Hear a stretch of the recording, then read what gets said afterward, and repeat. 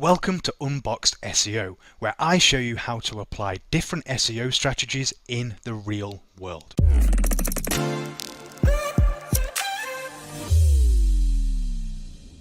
My name is Matthew Woodward, and I've helped thousands of people just like you to increase their search traffic. Today, we're going to be focused on a site that suffers from some of the most common SEO problems. It's very likely that you suffer from them as well. So please follow along with everything you're about to learn step by step. And if you suffer from any of these problems, leave a comment below and I'll be happy to help. Now, our target site is an e-commerce site built in Magento 2. Its organic search traffic has flatlined over the last years. It's neither grown or declined. So we're going to fix that together today. Now, I want you to remember that SEO for the most part boils down to three components: technical SEO, content, and link building. You need to get each of those layers right, and if you do get each of those layers right, you will see search success. Unfortunately, our target site today has problems in each of those layers. So I'm going to show you how to identify the problem, show you why it's a problem, and then show you how to fix it. But before we get started, please like and subscribe to the channel to get more great videos like this. Ready? Okay, let's get started. Now, if you haven't been paying attention to website speed, I guarantee you're leaving both traffic and money on the table. Website speed is one of the first things we fix for clients because it brings human benefits almost immediately and Google search traffic benefits 4 to 6 weeks down the line. First of all, let's talk about the immediate human benefits. Every 1 second delay in your website's load time reduces conversion by 7%. On top of that, you have less than 5 seconds to engage visitors before they leave. So if your load time's higher than 5 seconds, you are losing a lot of money. Now, Google also made this a confirmed ranking factor. This is important because Google don't confirm many ranking factors, but website speed is one of them. They've also doubled down with this recently by announcing that the Core Web Vitals report is going to be part of the search algorithm soon. And if you look in Google Search Console, you can come to this report, Core Web Vitals, and see how you're performing right now. Now, you want to focus on mobile, and the reason you want to focus on mobile for performance is because Google are now using mobile first indexing. So if you come to Google Search Console and settings, you will see if your indexing crawler is using Googlebot Smartphone or not. If it is, which it more than likely is, and if it's not, it will be in the near future. Google are switching everyone to mobile first indexing. But what that means is that the performance of your desktop site is judged by the performance of your mobile site. So if your mobile site is slow and sluggish, it will restrict your desktop site's ability to rank in the desktop search results. So we need to pay attention to that. We can use a tool called Batch Speed to check this in bulk. What this tool does is go out to Google Page Speed Insights and does batch testing across all your URLs. Now, what we're looking for here is to see mobile page speed scores of 60 and above. Here you'll see we're posting less than 20 most of the time, not good.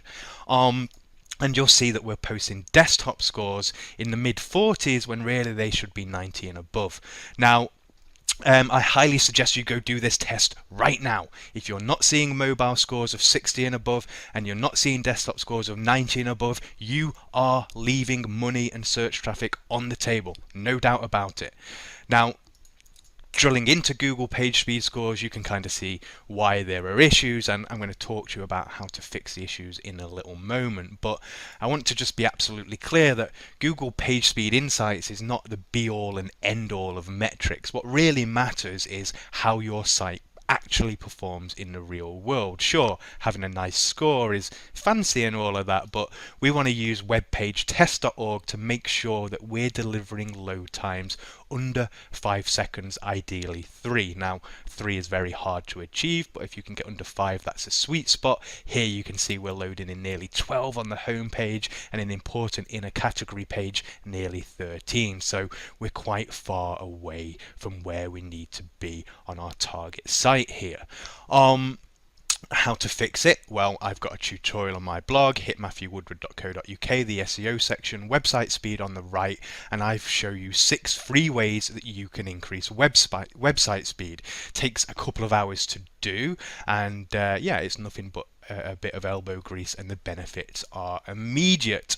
Now, in the case of our target site, thefurnituremarket.co.uk, this is a bit harder to optimize because it's built on Magento 2, and you know, if it's built on WordPress or WooCommerce, we have tons of options available for site speed, but Magento 2 and Shopify and OpenCart and other things like that, our choices are limited. But NitroPack's great. It has a Magento module, and you can see if we just run this test what it does for our page speed scores.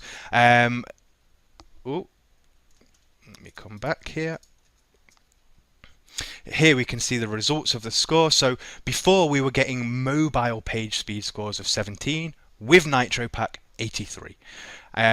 Before on desktop 46, after 90. So NitroPack brings us where we need to be, and what's great about NitroPack is that it takes a few moments to set up. You just sign up, plug your website in, and you instantly fix all of your site speed issues. But it does cost money. So if you are on a budget and you're seeing page speed scores like this and web page speed scores like this, please follow my free recommendations in the tutorial. It will get you about 80% of where you need to be, and in some cases all of the way. So that's why site speed is critically important. It's a ranking factor for humans, and it's a ranking factor for search engines, so make sure you take care of it. Now, index bloat is one of those problems that lives below the surface, but if you're not paying attention to it, it's like having a big weight around your neck, and that's really the opposite of what you want when you're trying to grow your search traffic. In the case of the furniture market, this is actually quite severe, and their index bloat is created by category pages and tag pages. So first of all, let's look at the category pages. They have categories for acrylic accessories, acrylic furniture, acrylic interiors, acrylic seating, acrylic tables, and then oak tables, oak furniture, and they've created a category for every type of material and every type of product. And if we scroll down the page here, you will see that 95% of these pages are just big long lists of categories that are completely unnecessary. On top of the category index bloat, we've also got a lot of tag index bloat coming into play here. So the issues here are quite widespread, and it's a really easy fix. All you need to do is consolidate the categories and tags. So instead of having acrylic lighting, acrylic seating, acrylic tables, you should either have just acrylic and then other materials, acrylic, oak, for example, or you should have product categories where you have seating, tables, accessories, right? But you shouldn't combine them both. So we want to get between 5 and 10 categories here, either as just acrylic, oak, or the different types of materials, or a list of the different types of product categories, seating, desks, and those kinds of things, right? Now, let me show you why this is particularly important on the furniture market. If we jump into Screaming Frog here, you can see, let me scroll down on the right, that in response codes, and specifically blocked by robots.txt, 66% of the entire website is blocked by robots.txt.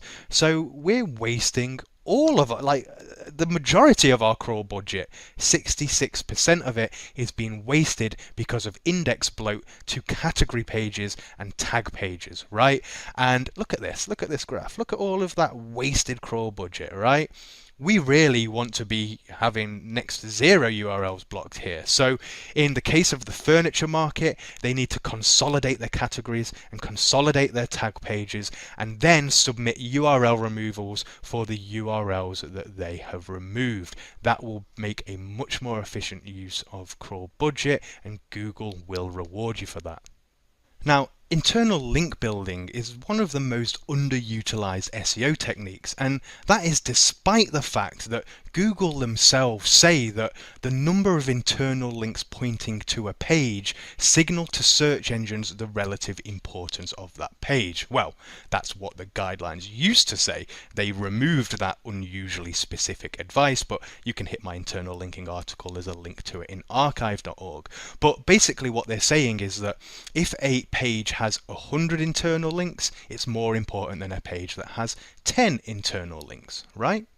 On top of that, they went on to say that the context we pick up from internal linking is really important to us, with the kind of anchor text that's used and the text that's around links. That's really important to Google. So, how do you know if you have a good internal linking structure? Well, for that we can use Google Search Console. Come to the left, come to the report links. On the right hand side you'll see the internal links report, and this gives you a list of the top linked pages. The pages with the most internal links at the top, the pages with the least internal links at the bottom. Now, if I was to ask you to write down a list of your 5 or 10 most important pages in terms of revenue drivers, you would expect, based on what Google tells us about the importance of internal links, that those 5 or 10 pages would rank highly in this list. If they don't, you've got a problem. Essentially, what this report should reflect is the most important page at the top and the least important pages at the bottom. So spend some time reviewing that using the computer between your ears and see how your current setup aligns. Now, if we look here, we will see the FAQ page has three times more internal links than any other page. Right now, we're telling Google by far the most important page on this site, on the furniture market, is the FAQ page, which is a lie. The owner gave me a list of the most important pages in terms of driving revenue, and it's none of these pages in the top here, right? So this is a big problem. Also, diving into the FAQ section here, we can see there's actually internal links coming from a dev site. And if we follow the link to this dev site, it's now dead, but Google are still including this in their index. So what actually needs to happen is this site needs to be recreated, added to Google Search Console, then they need to come to the URL removal tool under that dev2.thefurnituremarket.com and process a global removal to help accelerate that problem. But here you can see, do I have internal linking problems, right? So let's explore that a little bit. Here you'll see a category page, pretty typical e-commerce category page, and here they are using internal links. They're hard to see. They should change that because that's deceptive in my opinion. They should change the font color here to make it easier, but they are using internal links and they are making good use of exact match anchor text. Exact match anchor text you can use to nearly 100% here. When you're doing internal linking, you don't get a penalty for that, and that's actually a very strong way of building internal links. So this category page is great, but this category page does not use any internal links whatsoever, despite there being multiple opportunities to add internal links. They're not doing that in all of their category pages. So if you're running an e-commerce store, a blog, an affiliate site, and you've got category pages, and those category pages you're not making use of contextual internal links within text, you are leaving a lot of search traffic behind. On top of that, they have a lot of blog content like this, right? And despite having a lot of blog content, there's no internal links here. Not a single internal link to any product, any category, or anything like that. We're totally underutilizing the content that they've published. We're not extracting as much SEO value as we can from this because we are not using internal link building. Or for example, they have this page, they need to go through and work on formatting and make things tidying up, but right here you'd expect an internal link to oak furniture somewhere here. It's literally talking about markings in oak furniture, yet there isn't a single internal link here. Again, look here on this Cheshire Oak page, they're just not making uses of internal links despite this page being completely relevant to here. This markings in oak furniture should be internally linking to this page, but it's not. So how do we go about cleaning up our internal link profile? There's two ways that we can do it that's really easy. The first one is with Screaming Frog, and with Screaming Frog what we're looking to do is optimize our existing internal links. So what do I mean by that? Well, you can do a search for a page up here. Let's find the oak furniture page specifically here, and if you come down to the bottom here, there's the In Links tab. This is a list of all the internal links pointing to this page. So we can actually come and sort these by anchor text, and we can see this is our target page linking to itself, probably a subcategory, oak furniture, office furniture. But then we can see that almost every other page on the blog here, on the site, is linking with the exact match anchor text of oak furniture. Nearly all of them. I'd say 98% of the internal links are using an exact match anchor text of oak furniture. That is what we want to see. So take your 5 or 10 most important pages, do this exercise, see what the current internal links are, and update all of the anchor text so that they're as close to exact match to your target keyword as possible.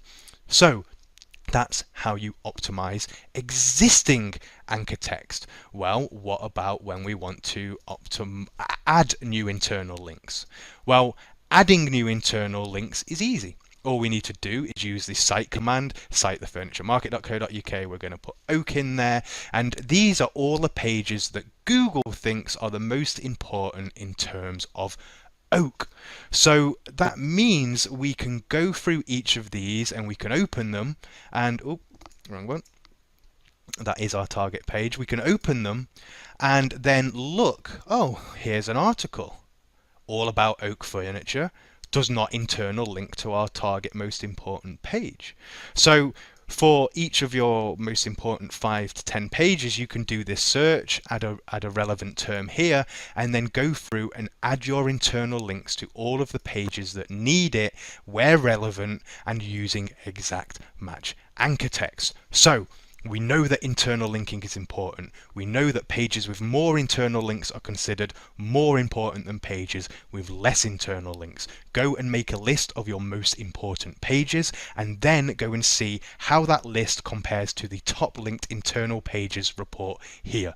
If there's a big difference, you need to close that gap by either possibly removing internal links from some pages. Like in this case with FAQs, we need to remove the amount of internal links. Then we want to optimize the existing internal links and their anchor text, and then look for opportunities to add new internal links until eventually this report comes as close to our list of top 5 or 10 pages as possible. So let's dig down into some more of the fundamental errors that we found with the furniture market. Now, Ahrefs, great dashboard for driving everything, has a site audit feature, and here the report gives us an overall health score of 57. Fair, it's all right, but there's a number of errors that we need to fix, and we can see the top issues here. Now, the biggest issue is this page that has broken links. So we can click on any issue, you can learn more details about it, it tells you how to fix it, and we can view which URLs have been affected by this. So if we click on that and the report loads, we'll see that all of these pages are linking to this free delivery page, which is resulting in a 404 and generating a ton of these errors. So if we look at the free delivery page, we can see it is in fact a 404. So we need to fix all of the internal links pointing to that. Coming back to the report, links with broken links, we can sort from high to low, and we can see that not only is the free delivery page broken, but there are other examples of broken links that need to be taken care of. Drilling down, there are also additional errors here, but you can just work through these issues. You can click on actual all issues important, so all of the errors you want to take care of, all of the warnings you might want to consider and review on a case-by-case basis, but all of the errors need taken care of. These are fundamental SEO problems you must have right, and you can work through any of these, click on them to learn more about the details, and then learn how to fix them along with the associated URLs. Now, if we look in Google Search Console, we can see in the index coverage report that the 404s are present here as well, and we see all of these issues. So we really want to see 0 errors here, right? And we can also see in the mobile usability report that there are some fundamental issues that need taking care of as well. Remember, mobile is important because most sites now are using the mobile first index. If you go on settings here, okay, it's a little slow for me right now, but you'll see if you're using the Google Bot smartphone crawler. If you're on the mobile first index, you need to fix all mobile issues. On top of that, one of the fundamental issues I saw here, and this is especially important if you're an affiliate site. Now, more than ever before, Google wants to know that you are a real person or business that is accountable for what you're publishing online. And the easy way to do that is publish your business information, business registration information, address, phone number, those kinds of things, some of which are legally required in some countries. I think many affiliates actually forget that they're running a business. They're not running an affiliate site, and you must treat it like that. And Google are less and less favorable to those anonymous affiliates that are hiding behind a site and specifically not publishing addresses and phone numbers and things like that. So in this example, they are publishing address and phone number, but they're not putting it into structured data. So they've got the organization structured data, but we're not seeing the address listed in there, and this is very incomplete.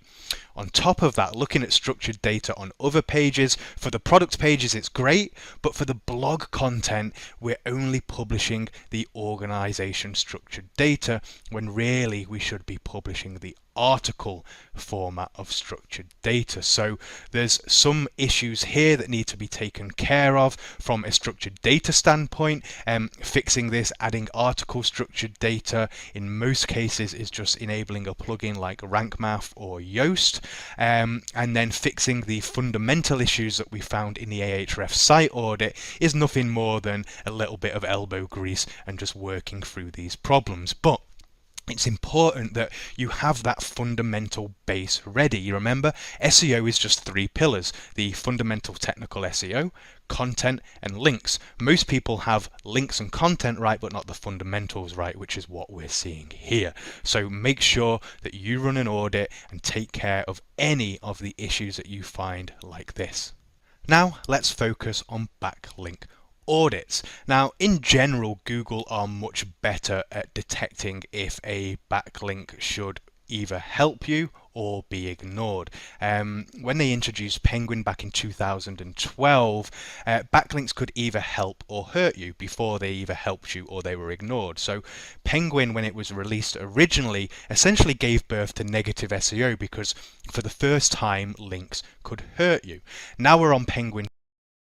Google are much better at discrediting spammy links, but it is something that you should review. Now, in the case of the furniture market, in Ahrefs, we can come and look at the anchors. For me, what are red flags when we're looking at these reports is usually you want to see branded anchor text at the top. If you don't, and if you see some kind of weird thing like this at the top, especially when it's accounting for 23% of your link profile, you might have an issue and it's worth investigating. The same if you're looking at this anchors report and you're seeing lots of kind of spammy anchors, abusive anchors. My own blog has had a number of backlink based negative SEO attacks. You can find some really fruitful anchors pointing to my blog, but if you see those kinds of things, you need to pay more attention. Now, the best way to do any kind of backlink audit is with link research tools. There just isn't a better tool. It's the most comprehensive tool, and it's literally built to do exactly this and nothing else. So now that's not a lie, it does do a lot of other things, but we use it for backlink audit specifically because it is just excellent. It is honestly the most excellent tool to do so. Now, in this case, you can see we crawled 574,000 backlinks, and based on that, link research tool gave us a high detox score. Now, what we want to see is this detox score to be as low as possible. We want it to be green and happy. Right now it's red and angry. So we need to take care of that. Now let me show you why Link Research Tools is the best tool for the job here. It literally categorizes a list of actions in the order that we need to take care of them. So here we can see that we've got 13 links coming from sites that are reported as being infected with malware or viruses, right? We do not want those links pointing to us. We can click to review that. Link Research Tools will pull back this report that gives us all of the information about these links. Then on a link by link level, we can choose to either disavow the page or the domain. You should disavow the domain. Or you can just say, hey, all of these links are malware. I'm just going to select them all and do a bulk disavow, right? So the aim of the game here with Link Research Tools is to work through these problems, and you can see here's a spam from the globe. We found a common scraper spam footprint. We recommend to review the domains and disavow them, right? And all of these different risks that we have, we just need to review them, decide if we're going to disavow them or ignore, and Link Research Tools then allows us to download our updated disavow file, upload it, and then it will go back through and confirm our detox risk score for us, right? So it's a bit out of scope on this video to go through and review all of these, but ultimately what we're going to do is review every single link and disavow it accordingly with the intention of reducing our detox risk score as much as possible. That is the best and quickest and easiest way to perform a backlink-based audit. But remember, the majority of people do not need to do this. Only do this if you see some kind of warning signals. Don't make the assumption that you have a backlink-based penalty. Google are very good at picking that up now. And for the most part, unless you have a manual backlink-based penalty, you shouldn't worry here too much unless you're seeing these weird anchors or giving you reasons to investigate, right? Here we're also seeing anchor text including like JPEG extensions and file dimensions and all kinds of things. And actually, if we look at these, let's see what's causing this. Yeah, we'll see this is just scraper sites from Blogspot, so we know that these are all relatively junky links as well when we're clicking down into the details. Let's take a look at these no text referring domains. Again, you can see here, if we probably open this up, this is going to be, well, it's a dead site. Let's open this. Again, a dead site. So all of these are links that we want to disavow, and you can use Ahrefs to get just a rough idea, looking at your anchors. Should I be investigating here? And if you are, run a Link Research Tools report and get control of your detox score.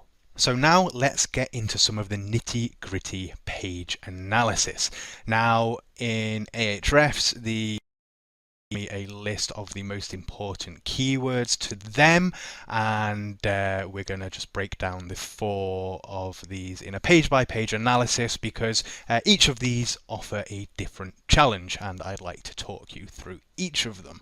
So the first keyword, oak furniture. This is the target page that they want to rank for, and you can see pretty standard category page, content at the top, some internal links that could be better and more obvious, but pretty standard stuff for an e-commerce category page, right? Now, the first thing that we do on a page level analysis is look, is the page optimized to rank?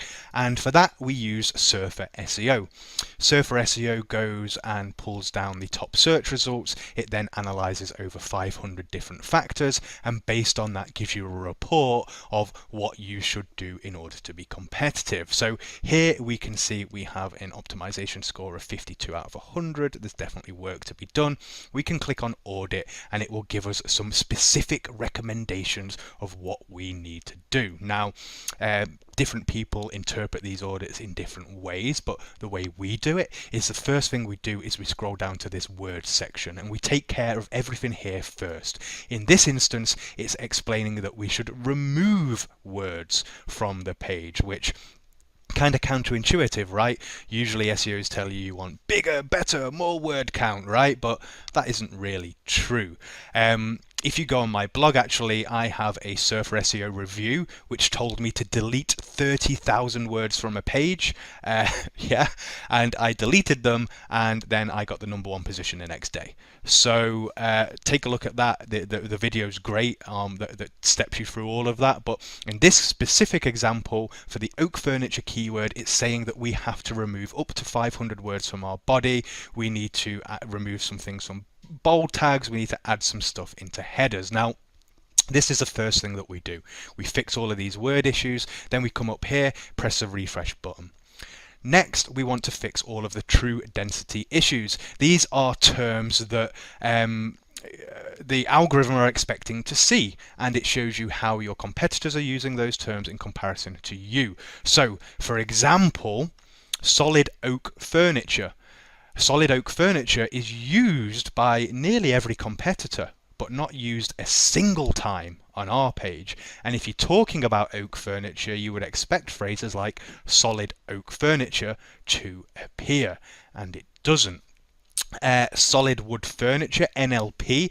NLP is Google's natural language processing engine, and you can feed it a term and it will spit out what it says are relevant terms. So when you see this NLP tag, this is Google's NLP engine telling us it's relevant, and we can see here we're using that term exactly 0 times. So we work through the true density report, we fix all of the phrases so that they say all good, and then once done, we refresh the report again, and then continue here. We have all true density taken care of, we have word count taken care of, and then we fix all of these other issues here. It's a paint by numbers optimization on the page level, right, for your specific keyword in your specific country.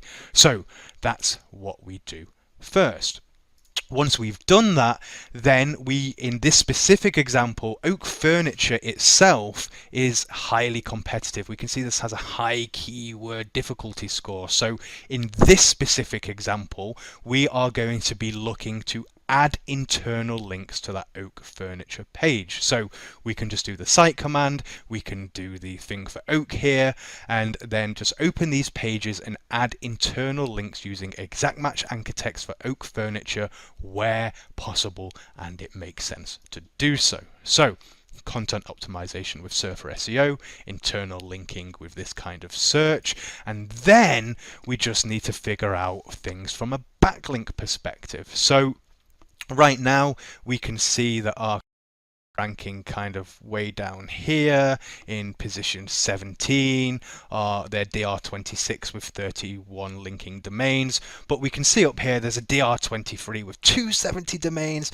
but there's a DR6 with 89, a DR18 with 44. So let's take a look at some of those. A DR18 with 44 domains pointing to it, and we want to filter by do follow. So of the 44, only 13 are do follow, and most of these are relatively low powered links. So there isn't actually that much of a strong backlink profile powering this specific result. So you can dig into these SERP overviews here and look based on DR where you kind of fit into things. So this DR23, they got 270 linking domains. Let's see how competitive that is. We can see that most of these are spam just by looking at the domains, but how many are do follow? 118 are do follow, and they've got a good mix of authoritative domains here, but in my opinion a lot of these are irrelevant just looking at off the surface here. So in this example for oak furniture, along with the content optimization, along with the internal linking, I think that they could compete if they built 4 to 6 kind of good links per month for the next 3 months. If they were to follow that kind of link building strategy, they would see significant traction in the oak furniture search results, especially when you layer up the content optimization and indexing as well. So the next keyword, grey painted furniture. Now this one presents its own unique challenge. Again, category page. This is but it's lacking the content underneath like we had on the oak page. But the client tells me this is a page that they want to rank. The problem is this isn't actually the page that's ranking. It's a different page here, right? So they are intending that I rank that page, but what's actually ranking in number 6 is this subcategory page. So that's interesting because it means that either their target page is under optimized, which is most likely, or Google's made a mistake. And you've got a decision to make here. You can either go and de-optimize this so that it's not cannibalization and moves down the rankings, and then optimize the target page so it takes its place. That's one thing you could do. In my opinion, that introduces a lot of risk and factors outside of your control. What's probably better in this example is to accept the fact that Google's ranking the wrong page, then go and de-optimize the page it's already not ranking, and further optimize this page. So we can do that again. This is a page that Google's actually ranking in comparison to this page that the client wants to rank. We can see here, pretty simple, not too much going information here, but here a lot more detail, a lot more products going on. This is why Google is choosing to rank this page and not the other one, right? So same thing, how do we optimize this page for the term? We put it in SEO for SEO. We can see it's got a 25 optimization score right now. Hit the audit, same thing. First come down to the words, take care of this, refresh the report, then come take care of true density, refresh the report, and then come back and finish off everything else. That is how we would optimize, right? In this case, it's a very low difficulty score. I wouldn't bother with internal linking too much. And here we can see that many sites are ranking with zero links, zero links whatsoever. So this page here, probably with maybe just one DR20 link or one DR35 link, will be enough to propel this up into the top 3 positions. Painted furniture. This is where things get a little bit more simple. This is pretty much plain sailing. This is the page they want to rank, and this is the page that is actually ranking right now. Same gig, right? We're going to run it through SEO for SEO. We see that there's room for an audit. We're going to go through. Oh, it's the wrong one. Where are we? The furniture market, currently ranking number 3. There's room for optimization. We're going to run the audit. We're going to fix all of the words first. Then we're going to do true density and then fix all of the other issues. Moving into the keyword itself. Let's see, right now we are ranking number 3. We are a DR26 with 14 domains. There is a DR23 with 54 domains in the first position. Let's take a little closer look at those 54 domains, and I am simplifying this, but this is how you get a good top-down look to get a rough idea of how many links you need to compete. So of the 54 links, only 24 are do follow, which is what we want to pay attention to. Sort those by authority, bt.com. I imagine that's an easy link to go and replicate and win. It's just a directory listing, not a very powerful link in my opinion, but not really that strong of a link profile. A lot of directory based stuff here, so we can easily give this search result a bit of a spanking. And in my notes here, I think that if we attacked it with 4 to 6 good links, that would bring us up into the number 1 position from number 3. Again, another example, mirrored furniture, similar story here, right?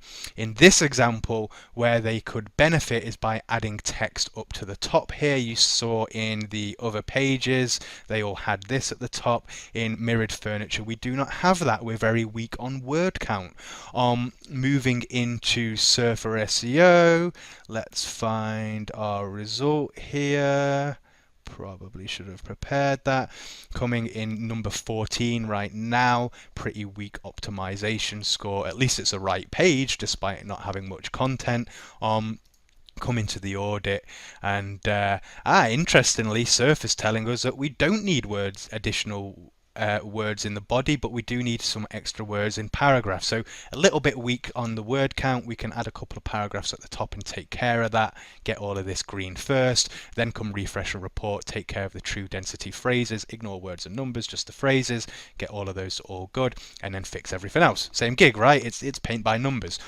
Surfer we also use for creating content as well, not just not just auditing existing content, we also use the content editor up here to create content that's perfectly optimized the first time, right? So let's take a look at things from a backlink perspective. Very easy keyword difficulty here. And where are we? We're here, number 15, 9 domains, but let's take a little look at what those 9 referring domains are. Of those 9, 9 are no follow, so we're essentially at 0 linking domains, and that means we've got a little bit of work to do when it comes to link building. Let's wait for this to load up again. My bad for doing it the way that I did it there. Okay. So their furniture market, DR26, essentially 0. Let's take a look at the top spots. We've got a DR6, basically a brand new site, ranking number 3. With 14 domains. How many of those are do follow and actually worth anything? Okay, 13 of the 14 are do follow. So we can see that this site is competing very much on the page level metrics rather than the domain level authority. So that tells me that if we are to build just 3 or 4 good links to our DR26 result, we're going to see significant traction here. So you can just come and order something like this, and that will take care of it. Sorry, 3 or 4 good links would do it, in fact, and that will take care of it, right? So these are the most important keywords and pages to the client, and you can see how we step through and do page level optimization. Oak furniture, because it's more difficult, I recommend adding some additional internal links to it, optimizing with Surfer, and then the link building. Mirrored furniture, grey painted furniture, we had the conflicting pages. We need to either optimize or de-optimize one and pick which of the 2 strategies that we go for there. I would recommend de-optimizing the wrong page that doesn't already rank, and then optimizing the page that's already ranking there on the first page, right? And the others, again, just optimizing with content and link building. So that's how we approach at the top level the page by page analysis, and these are the things that should be done to these 4 pages that you want to rank. So, in summary, the furniture market suffers from some of the most common SEO problems that we see. There were issues with site speed, internal linking, index bloat, they had fundamental errors, and their main pages were heavily under-optimized in terms of content and links. So, to say thank you to the furniture market, we're going to give them Ahrefs, which is the best SEO multi-tool. We're going to give them a intro pack to seriously speed things up. We're going to give them a free copy of Surfer so they can optimize existing content and create new optimized content. We're going to give them a copy of the Screaming Frog SEO Spider. We're going to give them a copy of Link Research Tools so they can audit their backlinks, and we're going to support the new link building with links from Links at Rank, along with a free copy of my step-by-step SEO course, 90-Day SEO.